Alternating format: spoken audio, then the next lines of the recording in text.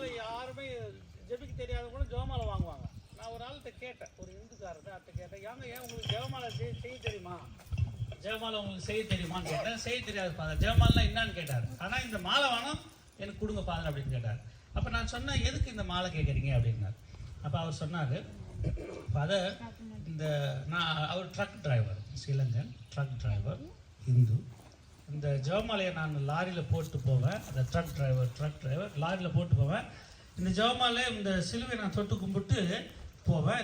இந்த ஜெபமாலையை நான் ட்ரக்கில் பார்க்கும் பொழுதெல்லாம் ஆண்டவர் கடவுளே, நான் திரும்பி என் குடும்பத்தோடு நான் வந்து சேரணும். நான் யூஎஸ் போயிட்டு திரும்பி நான் குடும்பம் வந்து சேர வரலையும் குடிக்காத, அங்கே இங்கே பராக்கு பார்க்காத, திரும்பி என்னை நம்பி மனைவி பிள்ளைகள்லாம் காத்துட்டு இருக்காங்க அப்படின்னு சொல்லி இந்த ஜெபமாலை உணர்த்துச்சான் அந்த ஆளுக்கு. அதனால அந்த ஜெபமாலை வாங்கினார். ஒரு பரலோக ஜெபம் தெரியுமானாக்கா தெரியலன்றாரு.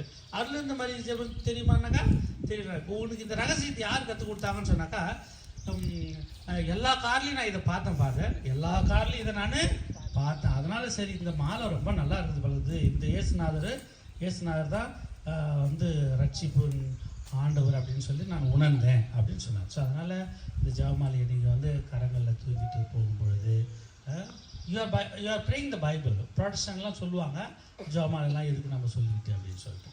ஆனால் இந்த பைபிள் இந்த ஜெபமாலை என்ன, அருள் நிறைந்தவளே, அது எங்கே இருக்குது, லூக்கா எழுதின செய்தி 1வது அதிகாரத்தில் ஆண்டவர் வந்து தூதுவரை அனுப்பி அருள் நிறைந்தவரை நீ வாழ்க. இந்த எவ்ரி வேர்ட் இந்த ஜெபமாலை நீங்கள் சொல்லுற ஒவ்வொரு வார்த்தையிலும் பைபிள் இருக்கிறது. ஸோ அதனால் ஜெபமாலை என்பது என்ன, பைபிள், சுவிசேஷம். அதனால் உங்களுடைய ஒவ்வொருடைய வாழ்க்கையும் சுவிசேஷமாக மாறணும். நம்முடைய குடும்பங்கள் இப்படி எவ்வளோ குடும்பங்கள் பிரிந்து கொண்டே இருக்கிறது சின்ன சின்ன காரியங்களுக்காக. அதனால் இந்த ஜெபமாலை வந்து ஒரு பெரிய ரகசியம். இந்த ரகசியத்தை ஆண்டவர் நமக்கு உணர்த்திருக்காங்க, நன்றி சொல்லுவோம்.